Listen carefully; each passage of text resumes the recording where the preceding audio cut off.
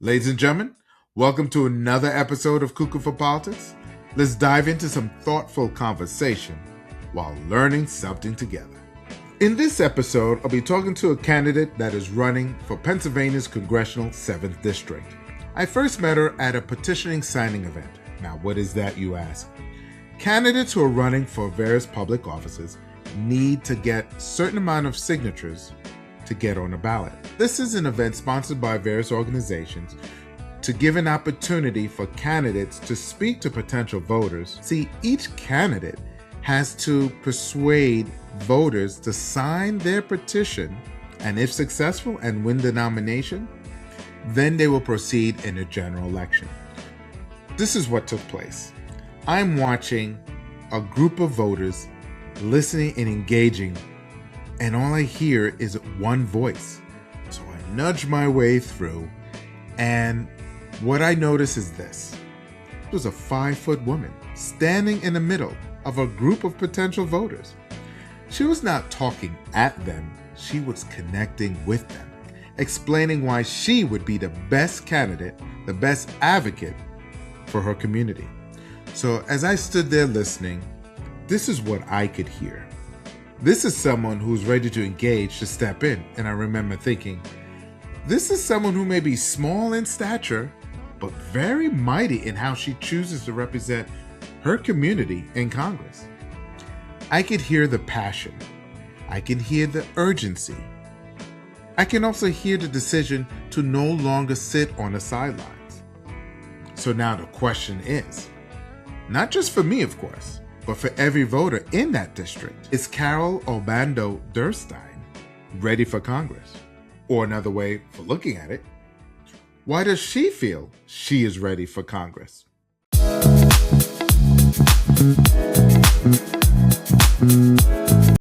What's up, good people? Michael here, host of the political podcast, Cuckoo4Politics. Thank you for listening. Thank you for watching. Just thank you for participating.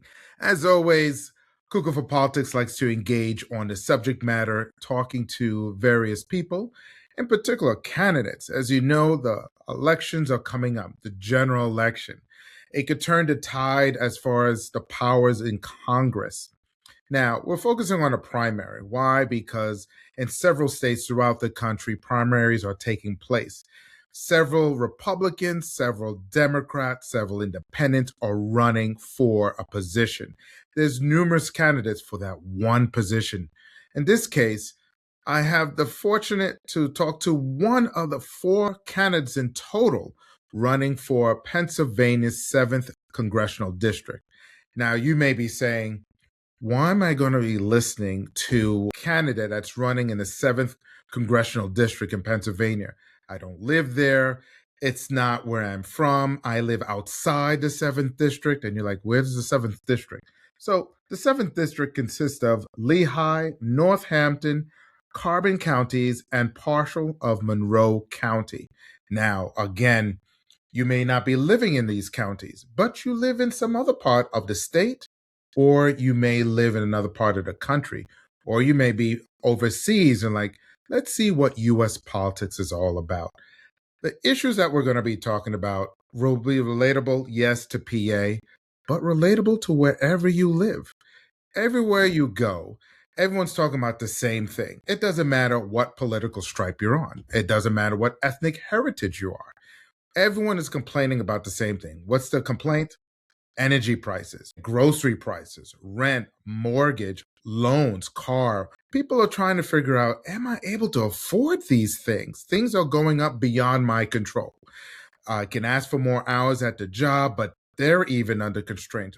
Businesses are changing their business model. So I am fortunate to meet with one of the candidates. Her name is, I'll let her introduce herself because I don't even want to mess that up. Carol, welcome to another episode of Cuckoo4Politics. Thank you for having me. My name is Carol Obando-Derstine.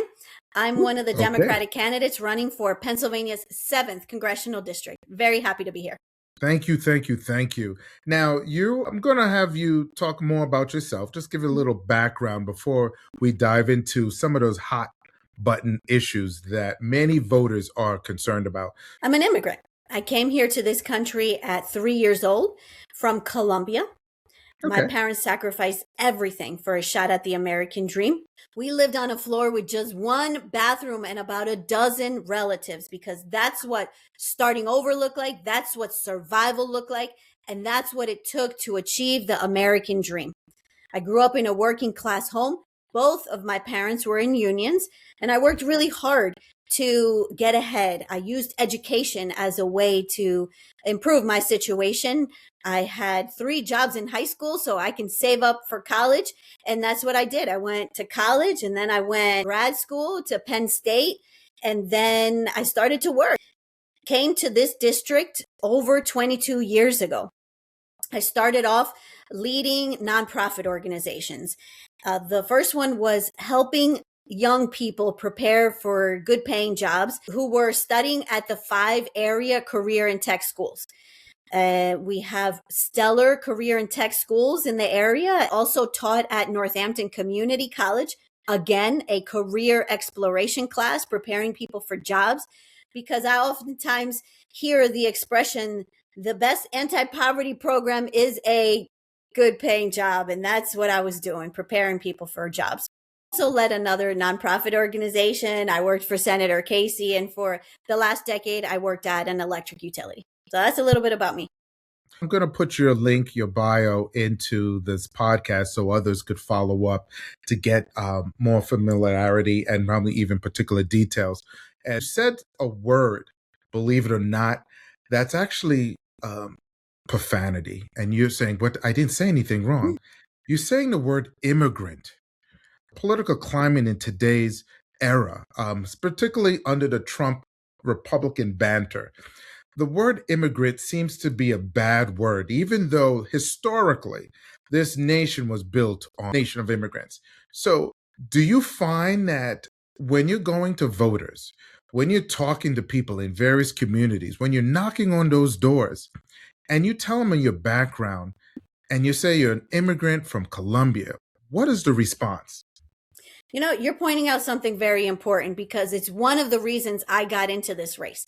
The first one was because I was tired of watching working families struggle to make ends meet while politicians like Ryan McKenzie, like our congressman, vote to make their life harder. And the second reason is because I am seeing Trump's ICE. It feels like it's a crime to be Latino in America. And I wasn't going to sit on the sidelines and watch my community be demonized.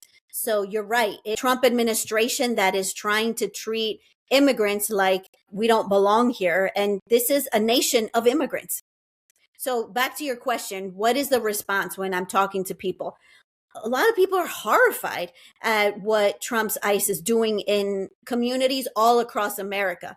They're standing up and standing for us. They see that they're terrorizing communities and they want to stand with us. And I'm really grateful that so many are willing to assist and stand with us in this moment when we have a militarized ICE that's wreaking havoc all over America. So I was going to dive into that later, but you're ready. You're right about this. Many Americans are not liking the way the administration is carrying out the policy of anti-immigrant. Mm-hmm. I think the rhetoric in the last election, presidential election, resonate with people in different ways. I guess the past administration, they were not successful to curb the influx, and there was so many coming in. I guess that gave a bad stigma. So I would say the Trump and his Republican minions, I would say, were very successful in characterizing immigrants are the bad people. And so he came in, we're going to get rid of the bad criminals.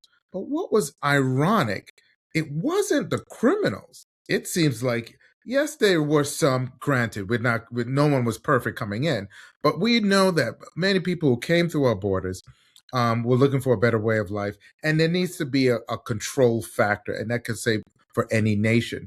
But it would appear that the way they went about it, terrorizing, going into people's homes, they said, this is not the America I signed up for. Mm-hmm. I know my person who's from my neighbor, my family member, they're not criminals. And why are you going about doing this way? So you're saying people have been respectful and, kind of like, you know what, I'm glad that you're here because we need people like you to address the, I guess, immigration policy. Would you say that, are you anti-ICE or are you just anti about the policy? Well, Trump's militarized ICE, untrained, unaccountable. They're not showing warrants. They're breaking the law. And if the government wants us to follow the law, they have to follow it as well. So what we're seeing is a Trump militarized ICE. I believe that we need to vet people at the border. We have to have a process that ensures we are not bringing in criminals or terrorists. I'm a mom. I worry about my children and other children in America and everyone. But this isn't it. This was not it. And you're pointing at exactly the frustration and the anger that so many people are feeling, that this was something that is now like a Frankenstein. You said the militarization of ICE. You're not saying you're against it. You're against the way, the policy, the training, the lack of clear direction. What is the person who currently occupies the 7th district as far as a House of Representative, McKenzie? Where's his stance? Have you seen him? The fact that he got into office, he endorsed Trump's policy, but has he said anything post after being on the front pages, on the news, on social media about how ICE affecting various communities? I don't see him speaking up. If anything, I have heard of some anti-immigrant rhetoric, and that's a problem for me. It's on this matter and countless others. He is a rubber stamp for Trump. He votes with the Trump agenda 98% of the time. We need a person, a member in Congress who is siding with us, who is speaking for our concerns, who is making the time to listen, who has town halls in person and connects with voters and listens to them, takes time to hear what is on their mind. I do not hear that. I do not see that. I said in my introduction, the cost of living on this planet, but particularly America, is astronomical. Yes. Gas today at the current recording was $4 and change, and that's just regular. And then if you need premium, I just filled up my tank today as well. What can you're just one member out of 435 members if successful. What are your plans to address the rising cost of energy, to healthcare, to you name it, groceries? Because Trump came on the campaign, we're going to address the affordability. And not once has that been addressed. Right. And I think we already know fuel costs are gone up, and that's self-inflicted because of the war in Iran. But we'll go more about that later. What can you do specifically to help address the concerns that many Pennsylvanians, as well as many people around the country, are crying about? That's the biggest talking point that I hear from voters. It's the cost of living, that they can't pay for the essentials. And I'll outline them: housing, healthcare, groceries, utilities, and family care. That those are the essentials and that they can't afford them these days. You're asking me for solutions, and it's a multi-pronged approach. It's not just lowering costs, but it's also raising wages. So on the cost side of the equation, it's undoing the tariffs, all of the tariffs, because right now I know that the courts were involved, but there's still additional tariffs, and those have driven up the costs for groceries, home construction, and electronics. We also need to restore the subsidies for the Affordable Care Act that allowed people to be able to pay for healthcare. Over 100,000 Pennsylvanians dropped penny coverage. It's because they just couldn't afford it anymore. Those premiums were too high once the Republican budget bill, which McKenzie was a deciding vote for that Republican budget bill over the summer, that did away with those tax credits to subsidies, for the Affordable Care Act. We also saw significant cuts to Medicaid last year with the same Republican budget bill. It also took away SNAP benefits to 6,000 of our neighbors. More specifically with Medicaid, it took healthcare away from over 16,000 people here in our district. Tax credit that went away in the summer was the solar tax credit for people to be able to afford solar on their roof to offset the cost of their electric bill. So these are all the ways in which this president and the enabler, Ryan McKenzie, have chipped away at people were able to afford. And it's just making it harder for them to survive. I mentioned that we'll park the cost side of the equation on one end, but it's also about raising wages. I am a huge proponent of raising the federal minimum wage. It has not gone up since 2009. What used to cost $100 back in 2009 is costing the equivalent of $150. So 100 to 150.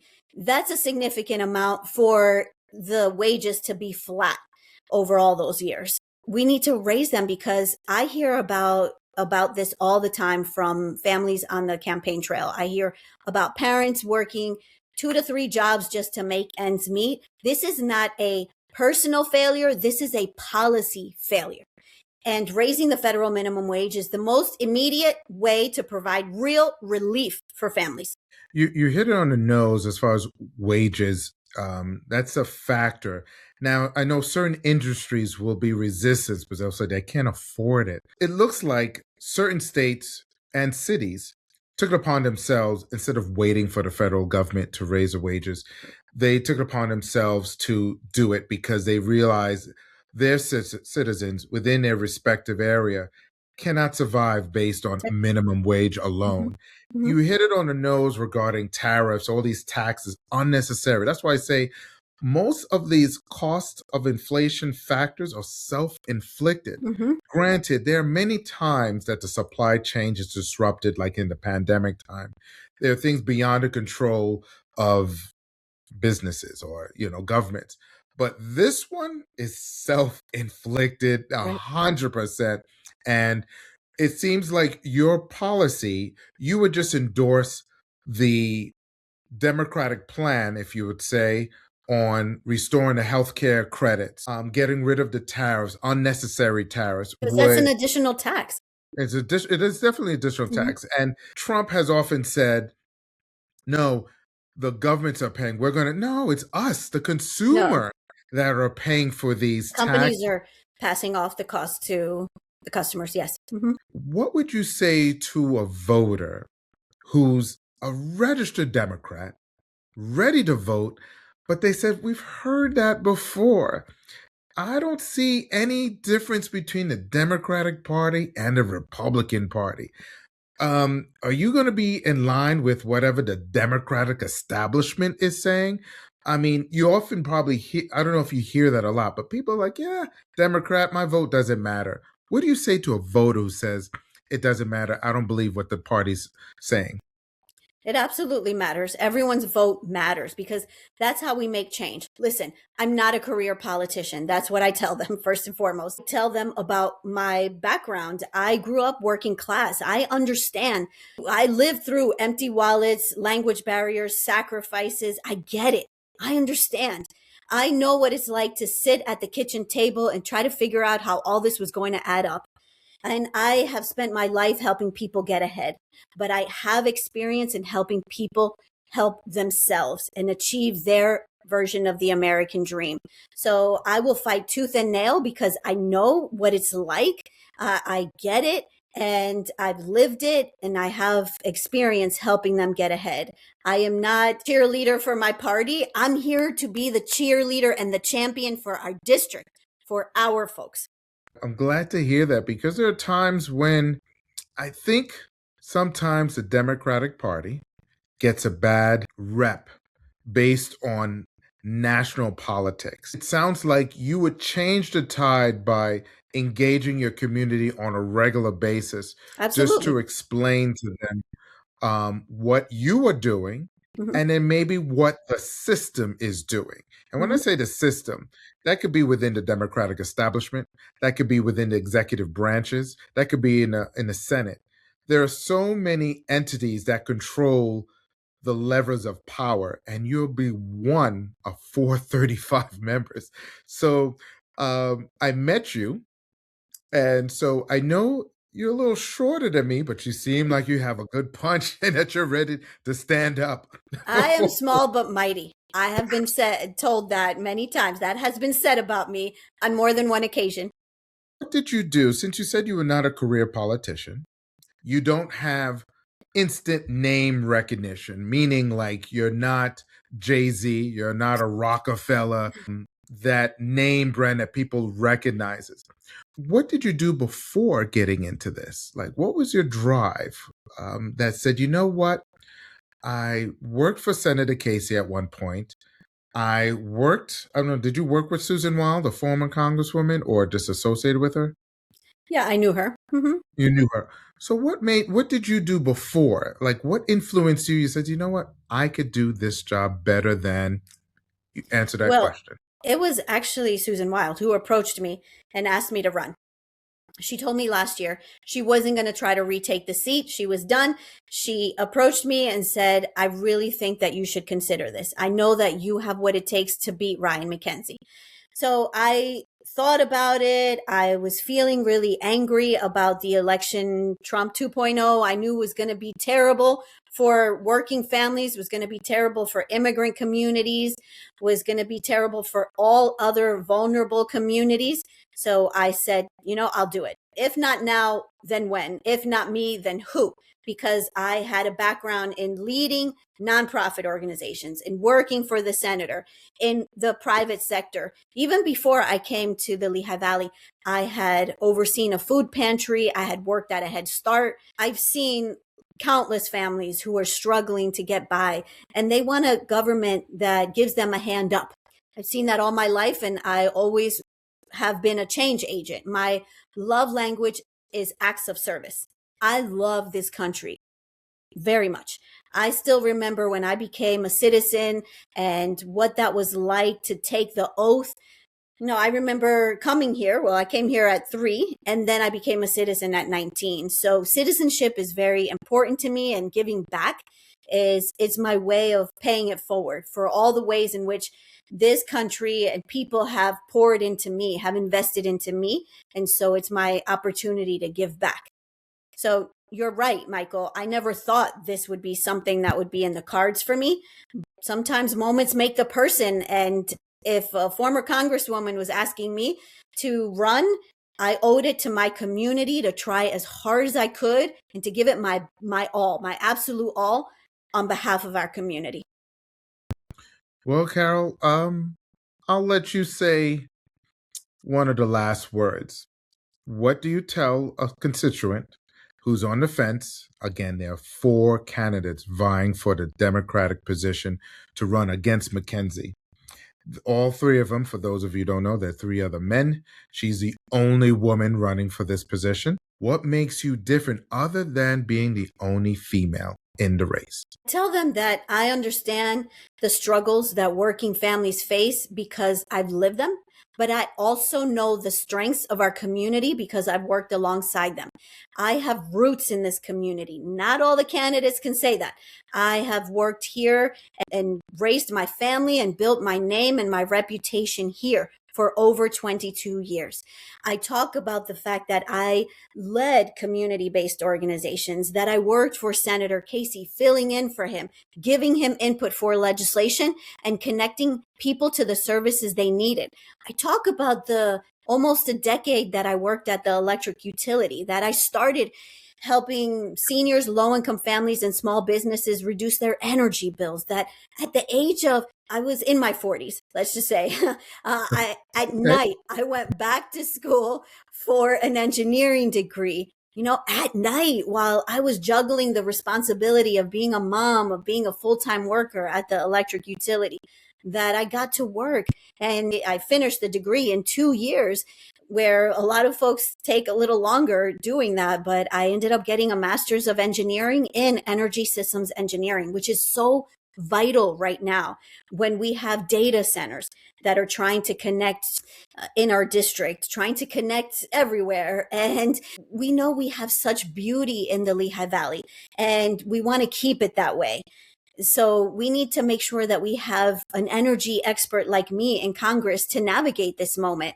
We don't want these billionaire companies shifting costs to all of us in small businesses or impacting us in other negative ways in terms of power outages, water outages, or other environmental concerns, which could happen if they're integrated improperly. Talk about that, about the engineering background that I have. A lot of times politicians, they promise to lower costs, but I actually did it. I actually helped seniors, low-income families, and small businesses reduce their bills. When I was a student at Lehigh University getting my master's, I actually conducted energy audits through their industrial assessment center. So I was helping small and medium-sized manufacturing companies reduce their energy bills. So I know beyond just the data centers and the fact that we need a watchdog in Congress, we need to work on guardrails. And none of the other candidates have the expertise that I have to get the job done, to work on these guardrails for these companies. But what we need to do to ensure that our utility bills are reduced. It is partly making sure that these data centers don't shift costs, but it's more than that. So we need to look at other forms of energy and to have more oversight of the Federal Energy Regulatory Commission, which also has then oversight of the regional transmission operator, which is PJM. Ours that we're in is called PJM.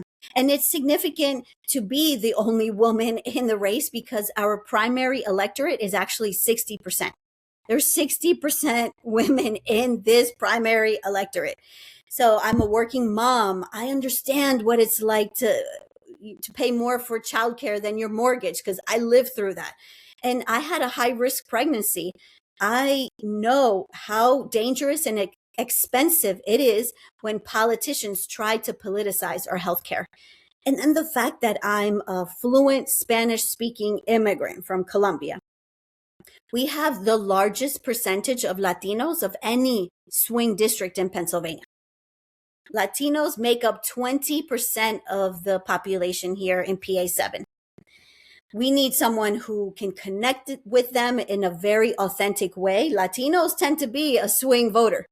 And there's been a lot of attention to the Latino vote. It is important to have someone who can connect with them in an authentic way, not manufactured, because this is my community. And someone that's going to reform the immigration system, because really that's what we need to do to fundamentally rein in ICE, is to work on comprehensive immigration reform. Who better than an immigrant to work on this reform? Because I've lived it. I lived through the path to citizenship. I came at 3 years old and I became a citizen at 19. And I have had other family members who have gone through the asylum process. I have friends who are DACA recipients. And I know what it's going to take to reform the system. Carol, you said it all that you wanted to say. I'm glad you took an opportunity to be on the Cuckoo4Politics podcast. Ladies and gentlemen, stay tuned for my closing commentary. And again, thank you. Let me say this. I wrote this out so I can say it clearly. Carol Obando-Derstine. Did I say that correctly? Derstine. And I just want to plug that the primary is May 19th. Okay, it's right around the corner. If you need to register to vote, you have until May 4th to register as a Democrat. You have until May 12th to ask for a mail-in ballot. And then the actual day of the election is May 19. I could use your support. My website to learn more is carol4pa.com. And the 4 is FOR. So it's carolforpa.com. Thank you. All right. Thank you, Carol. Once again, stay tuned for my closing commentary. Hey, I hope you enjoyed that conversation with my guest. Normally, I tend to put my closing commentary at the conclusion of each episode. But as it was suggested in last season, I have a special segment created titled The Debrief. This allows me more time to reflect on key points from the past conversation, but also gives an opportunity with my guests to have some more takeaways from what we just recorded. So stay tuned. with One-on-One with Carol Obando-Derstine. Derstine? Till the next episode, stay blessed.